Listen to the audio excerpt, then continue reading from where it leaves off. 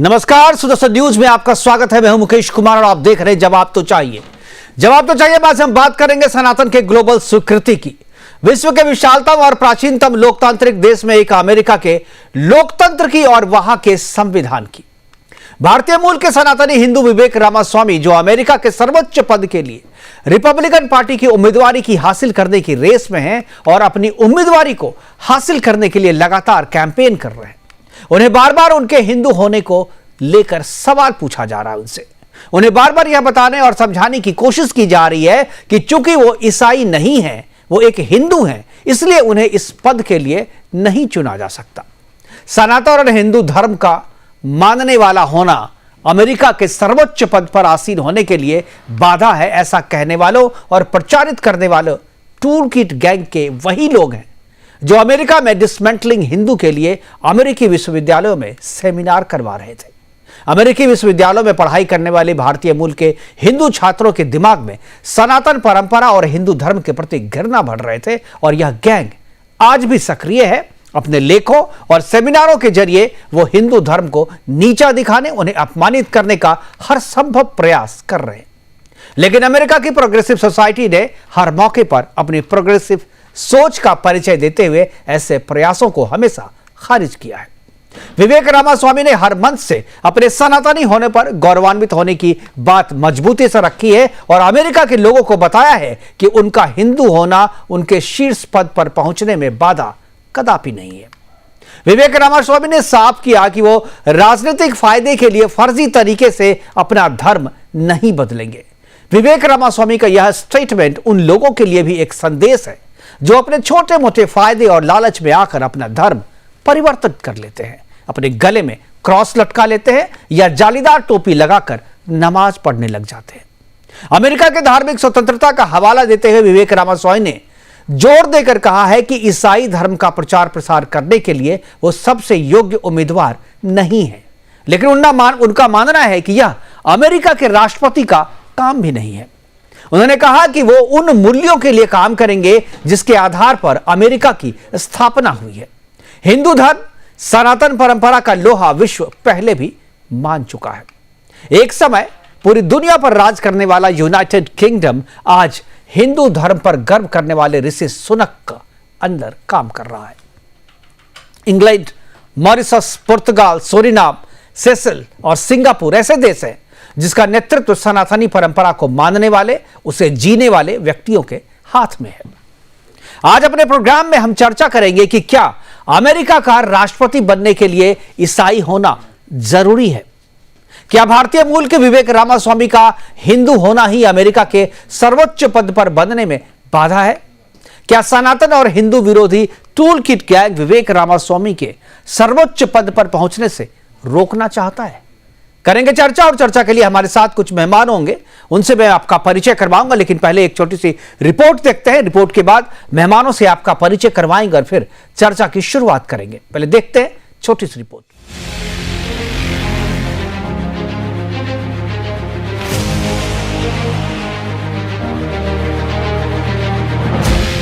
अगले साल अमेरिका में होने वाले राष्ट्रपति पद के चुनाव में सनातन धर्म का मुद्दा एक बड़ा विषय बन सकता है। ऐसा इसलिए क्योंकि रिपब्लिकन पार्टी की ओर से राष्ट्रपति पद की दावेदारी में भारतीय मूल और सनातन परिवार से जुड़े विवेक रामास्वामी भी अपनी दावेदारी पेश कर रहे हैं। जाहिर सी बात है कि अमेरिका जैसे ईसाई बहुल देश में अगर कोई हिंदू नेता राष्ट्रीय अध्यक्ष पद के लिए चुनाव लड़ता है तो असामान्य धार्मिक परंपराओं को लेकर ये चर्चा का विषय बन जाता है। हाल ही में CNN टाउन हॉल कार्यक्रम के दौरान विवेक रामास्वामी से भी उनके हिंदू होने पर सवाल पूछ लिया गया। सवाल था कि कई लोगों का मानना है कि वो अमेरिका के राष्ट्रपति नहीं बन सकते क्योंकि उनका धर्म वो नहीं है जो अमेरिका के संस्थापकों का था। इस पर विवेक रामास्वामी ने साफ साफ जवाब दिया कि उनका हिंदू होना अमेरिका के शीर्ष पदों पर पहुंचने में बाधित नहीं करता है और वो अपने राजनीतिक फायदों के लिए सनातन धर्म नहीं छोड़ेंगे। हिंदू होने का हवाला देकर उन्होंने ये भी कहा कि वो उन यहूदी ईसाई मूल्य के लिए खड़े रहेंगे जो उन्होंने हिंदू होने के कारण सीखी है। संबंधित सवाल का दो टूक जवाब देते हुए उन्होंने ये भी कहा कि उनका धर्म उन्हें सिखाता है कि ईश्वर ने सबको किसी न किसी उद्देश्य से भेजा है और उसे हासिल करना हर व्यक्ति का नैतिक कर्तव्य है। जाहिर सी बात है कि बीते कुछ सालों से हिंदू नेताओं को अलग अलग देशों में देश के महत्वपूर्ण पदों पर चुनाव जीतकर आते देखा जा सकता है। देश को नेतृत्व करने वालों में ब्रिटेन के राष्ट्रपति ऋषि सुनक, अमेरिका की उपराष्ट्रपति कमला हैरिस समेत सिंगापुर के राष्ट्रपति थरमन शनमुगरत्नम, फिजी के पूर्व प्रधानमंत्री महेंद्र चौधरी, मॉरिशस के प्रधानमंत्री प्रविंद कुमार जगन्नाथ जैसे नाम शामिल है, जिसे वहां की जनता सनातन धर्म के उद्देश्यों और सुकर्मों के कारण राष्ट्र के ऊंचे पदों पर जन कल्याण के लिए बिठाती है। ये वो सनातनी नाम है जिन्होंने अपनी राजनीति या आर्थिक फायदे के लिए अपना धर्म नहीं छोड़ा, बल्कि अपने हिंदू धर्म की छाप अपने कार्य और अपने पद पर छोड़ी।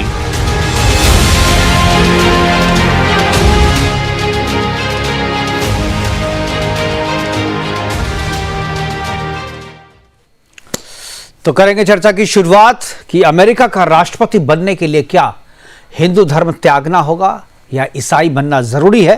करेंगे चर्चा, और चर्चा के लिए हमारे साथ कुछ मेहमान जुड़ गए। मैं उनसे आपका परिचय करवा दूं। हमारे साथ बीएस निगम है, पूर्व राजनयिक हैं। इसके अलावा उत्पल कौल हमारे साथ हैं, हिस्टोरियन है। मधु मुकुल त्रिपाठी जी सुप्रीम कोर्ट के लॉयर है और इंटरनेशनल लॉ के भी अच्छे जानकार है। इसके अलावा सचिन भारद्वाज हिंदू स्कॉलर के तौर पर हमारे साथ जुड़े हुए हैं। करेंगे चर्चा की शुरुआत और सबसे पहले मैं जाऊंगा मधु मुकुल त्रिपाठी जी के पास और उनसे जानना चाहूंगा। केवल आइए, मधु मुकुल त्रिपाठी जी केवल लॉयर ही नहीं है, बल्कि सनातनी परंपरा को जीने वाले और उन्हें मानने वाले, उन्हें समझने वाले विद्वान भी हैं। मधु मुकुल जी, मैं आपसे जानना चाहूंगा कि यह जो चर्चा शुरू हुई है, विवेक रामास्वामी सनातनी परंपरा को मानने वाले, हिंदू धर्म के बहुत ही प्रबल जो है, एक तरीके से कहें जो बहुत ही मजबूत है और बहुत ही मजबूती से गौरवान्वित महसूस करते हैं और हर एक मंच पे इसे स्वीकार भी करते हैं, उनसे जो बार बार ये सवाल पूछा जा रहा है कि आप चूंकि हिंदू हैं इसलिए आप अमेरिका के सर्वोच्च पद पर बैठ नहीं सकते या आप उसके लायक नहीं है, इस पर मैं आपकी टिप्पणी चाहूंगा। और मैं ये भी चाहूंगा कि अमेरिका का जो लॉ है, अमेरिका का जो संविधान है, उसके आलोक में भी आप इसका जवाब दें। सनातनी परंपरा तो अलग है, लॉ के हिसाब से भी मैं चाहूंगा कि आप इसका जवाब दें कि क्या संभव है। हालांकि लॉ तो कहता है, अलाउ करता है, तभी वो उस रेस में है, इस बात को सबको ही जानते होंगे, लेकिन आप हमारी जनता को बताएं। जी मुकेश जी, बहुत बढ़िया प्रश्न है। आप देखें, जैसे भारत का लिखित संविधान है वैसे ही यूएसए का लिखित संविधान है। संविधान के आर्टिकल 1 सेक्शन 2 में इनकी एलिजिबिलिटी को दिया गया है। जहां तक प्रेसिडेंट की एलिजिबिलिटी की बात आती है, योग्यता की बात आती है, वह बॉर्न यूएसए सिटीजन होना चाहिए और 35 साल का होना चाहिए। कहीं पर पूरे कॉन्स्टिट्यूशन में ऐसा नहीं है कि उसको ईसाई होना है, मुस्लिम होना है या बुद्धिस्ट होना है या नहीं होना है, ऐसा कुछ नहीं है। इस पर साइलेंट है। मतलब इसका है कि जब संविधान अर्हता देता है किसी भी यूएस सिटीजन को जो वहां जन्म लिया हो, वो प्रेसिडेंट का चुनाव लड़ सकता है, तो प्रेसिडेंट बन भी सकता है। ठीक है, ये मूर्खतापूर्ण लोगों का विषय आता है। वो विवेक रामास्वामी का विरोध नहीं कर रहे हैं, वो सनातन का जो परचम संपूर्ण विश्व में लहरा रहा है उससे फ्रस्ट्रेट होकर ऐसे बकवास कर रहे हैं। मैं उनसे अनुरोध करूंगा कि यूएसए का संविधान आजकल गूगल पर अवेलेबल है, डाउनलोड कर लें, पढ़ लें, सेक्शन 2 को पढ़ लें, सेक्शन 1 को पढ़ लें। जितनी बार प्रेसिडेंट का उसमें वर्णन आया है वो सारा पढ़ लें और ये बता दें कि कहीं पर ये डिसअलाउ करता है कि कोई व्यक्ति अदर देन क्रिश्चियन अगर है तो यूएसए का प्रेसिडेंट नहीं बन सकता। मधु जी, ये तो सबको पता है कि कॉन्स्टिट्यूशन ये नहीं कहता है, कानून ये नहीं कहता है। कानून तो कहता है, लेकिन क्या है, कुछ चीजें अघोषित होती हैं और लोग उसको मानता है, और वैसे चीजों को मानने वाले लोग ज्यादा है। जो लोग अघोषित है कि भाई चूंकि आप ईसाई नहीं है इसलिए आप बन नहीं सकते, लेकिन मैं कहूंगा भाई ऋषि सुनक उदाहरण है। ऋषि सुनक जो है तो है प्रधानमंत्री वो जी। अघोषित चीजें मूर्खों की, देखिए हमारे यहाँ संविधान है, क्या भारत के राष्ट्रपति की जो अर्हताएं हैं, एलिजिबिलिटी है, वो कोई पूरा करता हो और उसको चुना जा रहा हो तो क्या उसको अयोग्य घोषित कर सकते हैं? नहीं। उसी प्रकार से यूएसए में जो उनका अपना रीति रिवाज है वो भी कहीं ये बाधित नहीं करता कि कोई हिंदू है तो वो राष्ट्रपति नहीं बन सकता। उनका देखिए क्या है कि जैसे अपने यहां शपथ लेते हैं। बिल्कुल, आपका ऑडियो और वीडियो थोड़ा फ्रीज हो गया है। मैं तब तक कॉल साहब के पास चलूंगा। उत्पल कॉल जी है। कॉल साहब, क्या आपको लगता है ये जो आपत्ति जताई जा रही है, आपत्ति इनफैक्ट कोई जो संवैधानिक पीठ या संवैधानिक व्यक्ति की तरफ से या किसी संस्था की तरफ से नहीं उठाई जा रही, बल्कि कुछ लोग हैं जो उनसे सवाल पूछ पाया जा रहा है। जहां भी वो जाते हैं वहां पर कोई ना कोई उनसे ये सवाल पूछता है कि आप तो ईसाई नहीं हैं, आप कैसे बन सकते हैं प्रधानमंत्री? क्या मैं आपकी टिप्पणी चाहूंगा जी।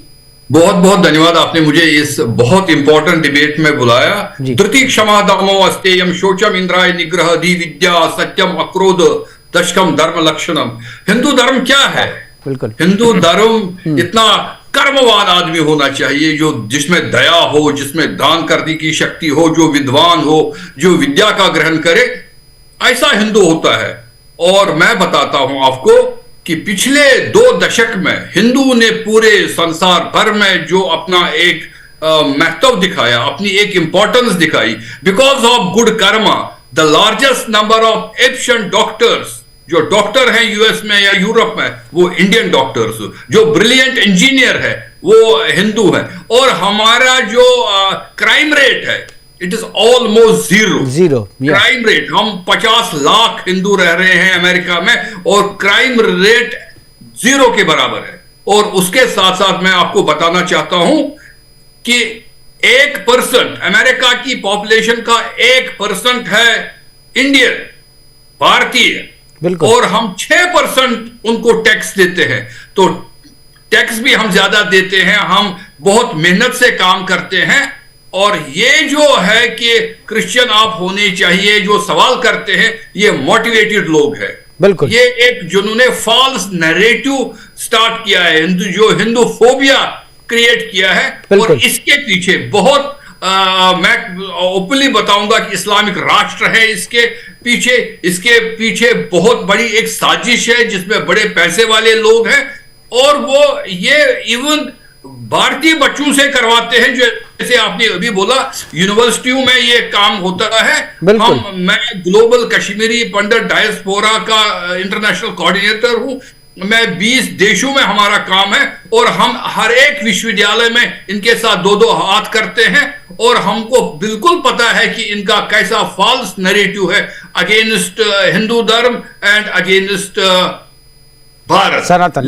बिल्कुल, लेकिन जो विवेक रामास्वामी हैं, उन्होंने बड़े बेबाक तरीके से बोला और वो अपने आप को गर्व महसूस करता है कि मैं हिंदू हूं। लेकिन ये एक एग्जाम्पल भी है, आपको पता होगा कि एक पहले भी कैंडिडेट थे और बाद में वो गवर्नर बन गए थे और उन्होंने क्रिश्चियन धर्म इख्तियार किया था। तो उसी की एग्जाम्पल दे रहे हैं कि उन्होंने नाम नहीं लिया उसका और उन्होंने बताया कि मैं वो आदमी नहीं हूं कि मैं क्रिश्चियनिटी या कोई और धर्म अपनाऊंगा, मैं अपने हिंदू धर्म पर अडिग हूं और चाहे मुझे कोई भी पोस्ट मिल जाए, I am proud of my Hinduism. बिल्कुल, और इसीलिए आज हम इस बात की चर्चा कर रहे हैं, इसीलिए हम आज आपसे बात कर रहे हैं। और ये कह रहे हैं बीएस निगम साहब हमारे साथ है, पूर्व राजनयिक हैं, और मैं इनकी टिप्पणी चाहूंगा। बीएस निगम साहब, क्या आपको लगता है कि ये जिस तरीके से कहा जा रहा है, ये हमला जो है, ये पॉलिटिकल हमला नहीं है, ये सनातन पर हमला है, और ये अमेरिका के लोग अमेरिका की राजनीति करने वाले नहीं, बल्कि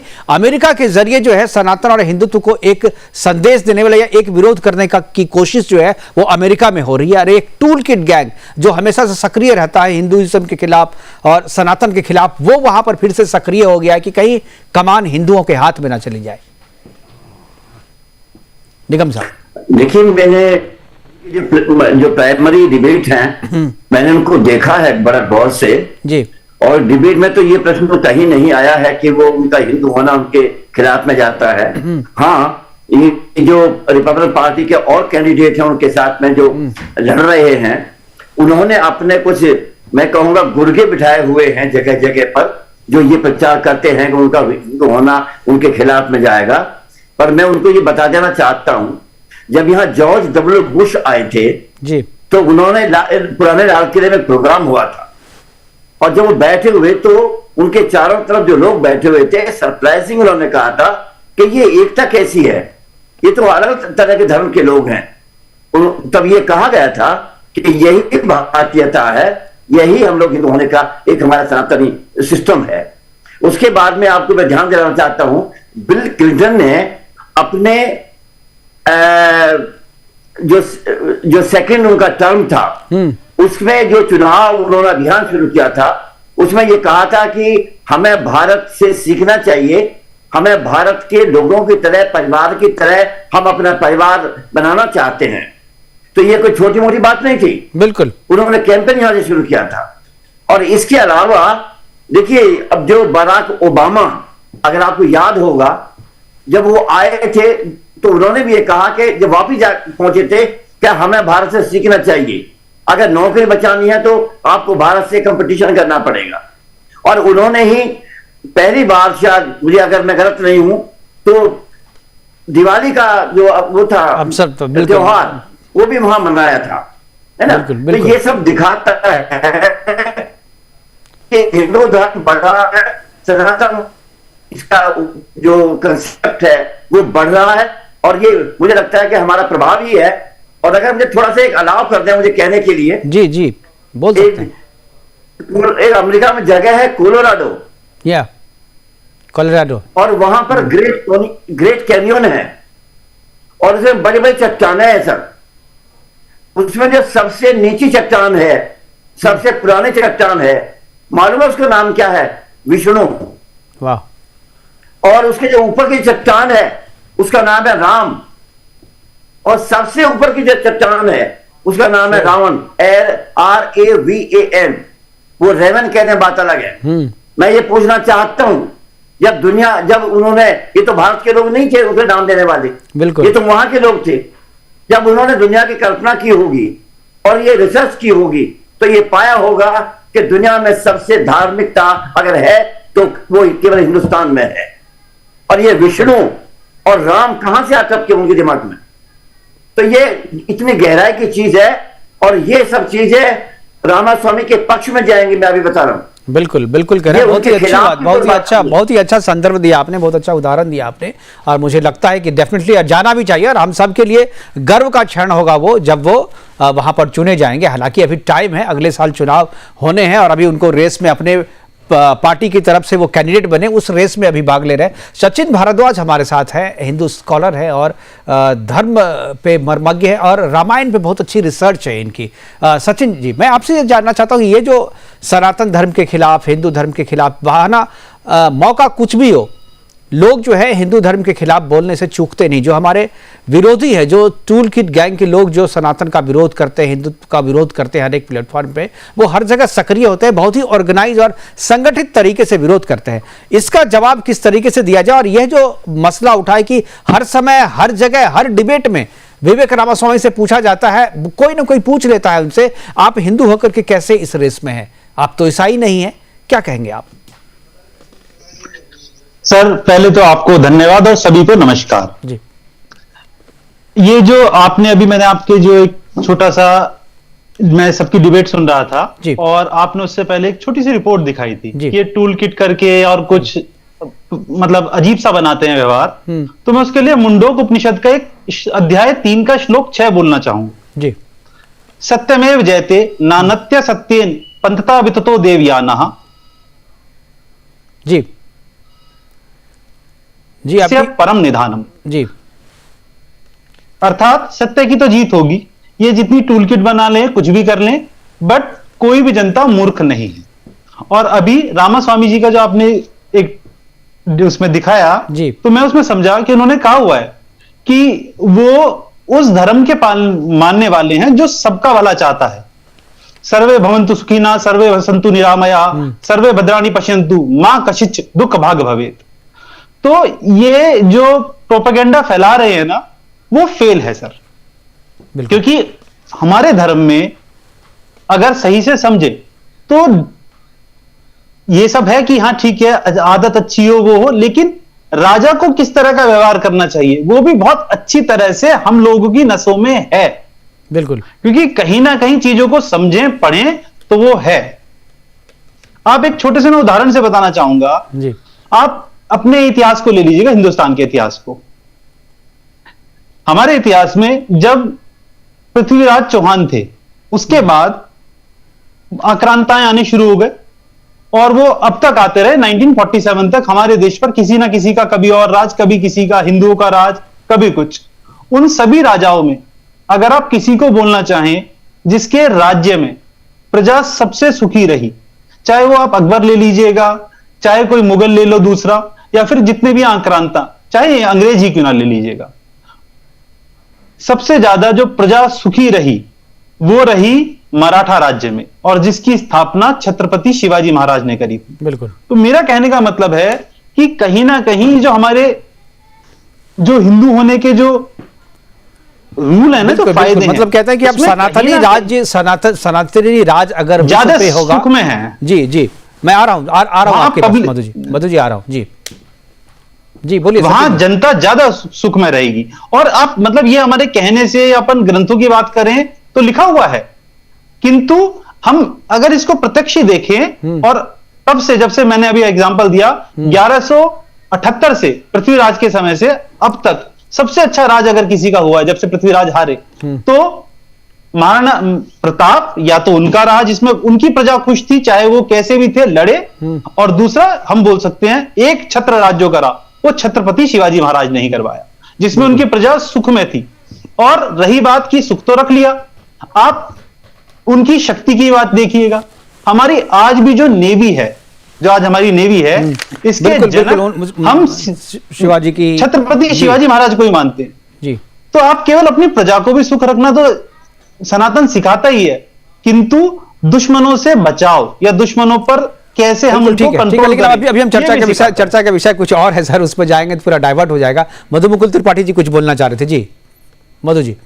मैं सम्मान करता हूं अपने भारद्वाज जी का, लेकिन नेशनल मीडिया पे है, मैं करेक्शन करूंगा जी। संपूर्ण विश्व में अगर कहीं राजा का, आपका ऑडियो फ्रीज हो रहा है बार बार, कह रहा हूं, मेरी आवाज आ रही है जी? अब आ रही है जी। मैं कह रहा हूं कि संपूर्ण विश्व में राजा के कर्तव्यों को कहीं बताया गया है, परिभाषित किया गया है, राजा को कर्तव्यों में बांधा गया है, तो सनातन परंपरा है। बाकी कहीं भी राजा को कर्तव्य से बाधित नहीं किया गया है। बिल्कुल। राजा निरंकुश होता है। दूसरी बात मैं करेक्शन करना चाहूंगा, आक्रांता, अरे भाई आक्रांता तो आज भी हमारे यहाँ आ रहे हैं, वही हमें कहीं न कहीं परेशान कर रहे हैं। दूसरा, हमारे यहाँ जितने राजा हुए हैं, चाहे महाराज विक्रमादित्य हो, चंद्रगुप्त हो, महाराज छत्रपति शिवाजी हो, महाराणा प्रताप हो, सबकी प्रजाएं सुखी रही हैं। तीसरा, नेवी का सबसे ज्यादा निर्माण जो हुआ वो चोलाज ने किया।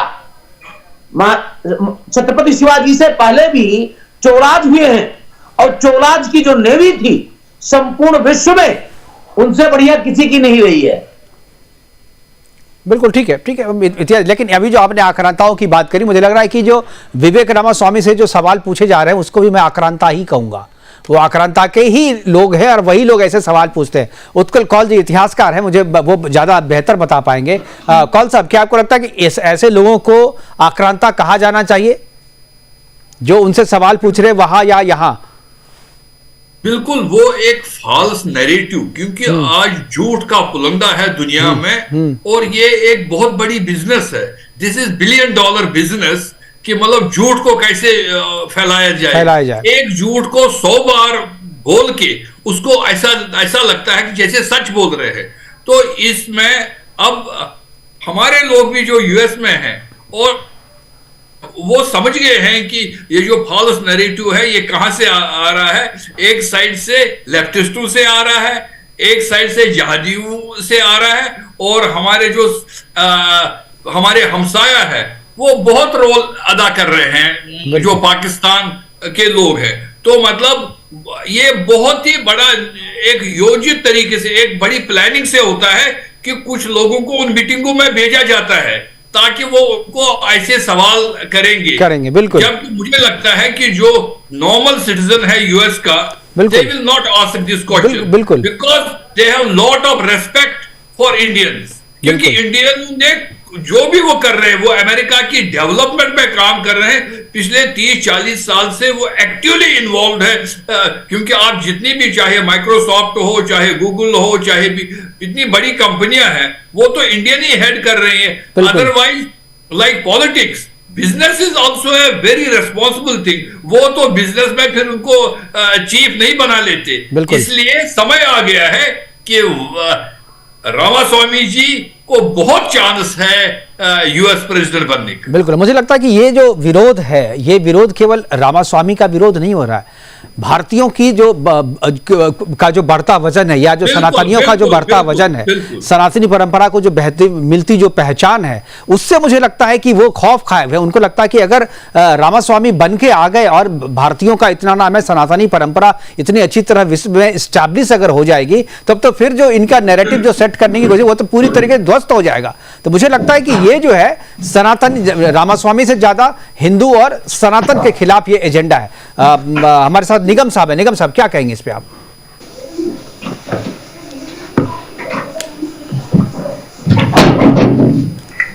आपकी आवाज निगम साहब, ऑडियो थोड़ा प्रॉब्लम। जी अब आ रही है। जी अब आ रही है जी। हाँ, भारत का विरोध भी है, रामास्वामी अकेले का विरोध नहीं है। बिल्कुल, यह भारत की उन तमाम चीजों का विरोध है जो विकास के मार्ग पर चल रही हैं। दुनिया इस समय भारत की तरफ देख रही है और अंदर अंदर वो जलती भी है ना? बिल्कुल। और हम ये कैसे भूल जाएं दरअसल में कि भारत या हमारी सनातन कोई छोटी मोटी चीज थोड़ी है जो इनके कहने से खत्म हो जाए, बिल्कुल, है ना? या इनके इन षड्यंत्रों से वो बिगड़ जाए, है ना? अरे हम तो वो हैं जो दुनिया हमारी तरफ पहले से ही देखती रही है, बिल्कुल, है ना? हमने तो वसुधैव कुटुंबकम, जो मेरे साथियों ने भी कहा है, हम तो उसमें भी विश्वास करते हैं, है ना? और देखिए, अमेरिका के जब अंदर जाते हैं, और मैं तो वहां बहुत घूमा हूं, मैं देखा है वहां बहुत गांव देहात देखा है, वहां गांव ऐसे तो है नहीं जैसे हमारे यहाँ है, लेकिन वहां भारत की एक अलग इज्जत है। बिल्कुल, दुनिया भर में सारे लोग आते हैं, अमेरिका में आते हैं, साधु संत भी आते हैं, सब कहते हैं लेडीज एंड जेंटलमैन, उनसे, और सब भी जानते हैं कि भारत के सारी दुनिया भर के लोगों को भाइयों और बहनों कहने वाला केवल एक भारतीय हो सकता है, सनातनी हो सकता है, एक हिंदू हो सकता है। बिल्कुल, इसका प्रभाव तो 100 साल से ज्यादा हो गए, ये हमने तब स्थापित किया था, है ना? तो ये वो सब जानते हैं।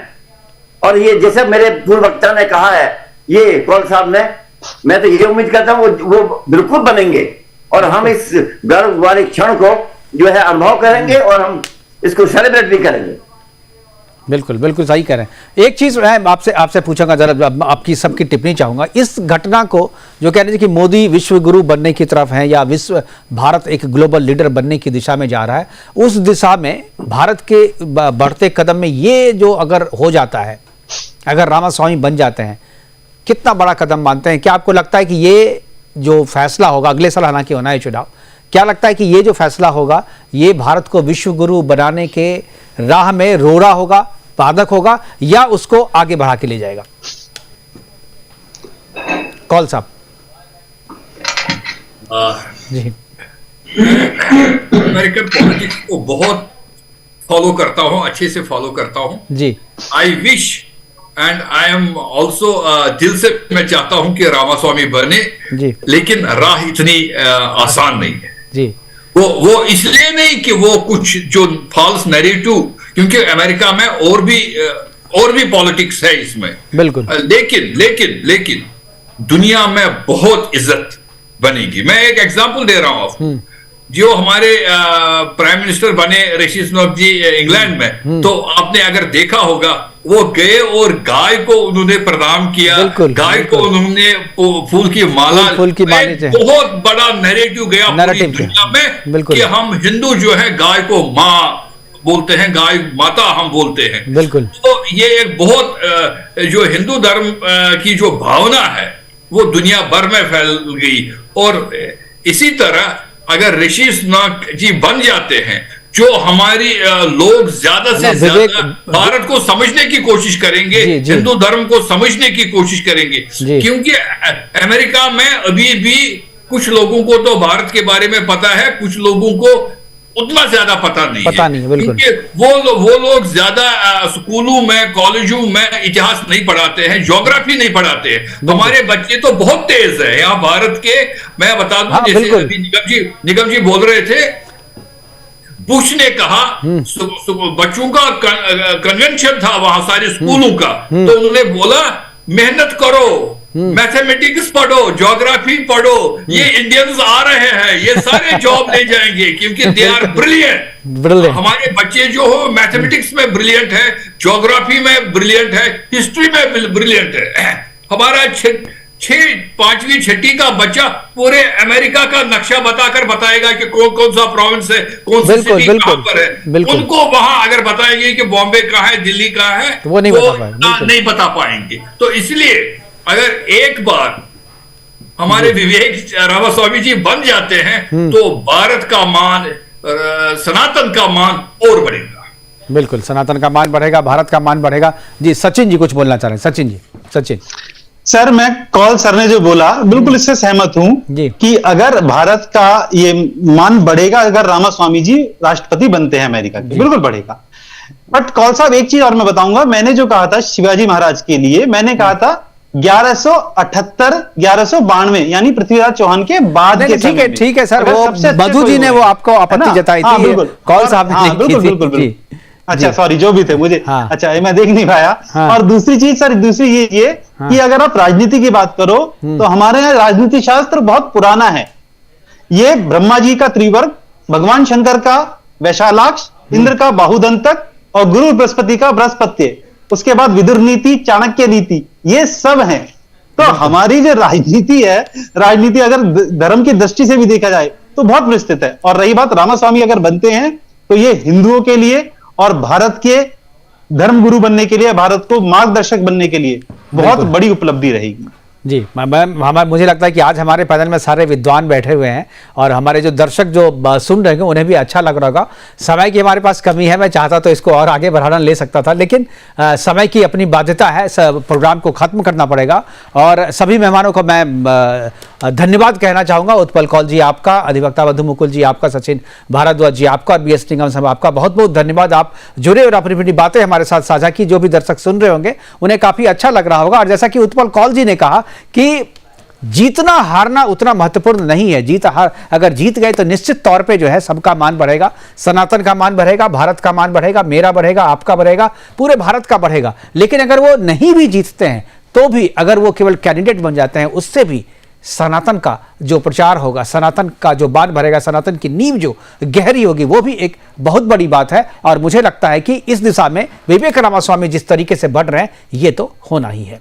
फिलहाल अभी के लिए इतना ही, दीजिए इजाजत, नमस्कार।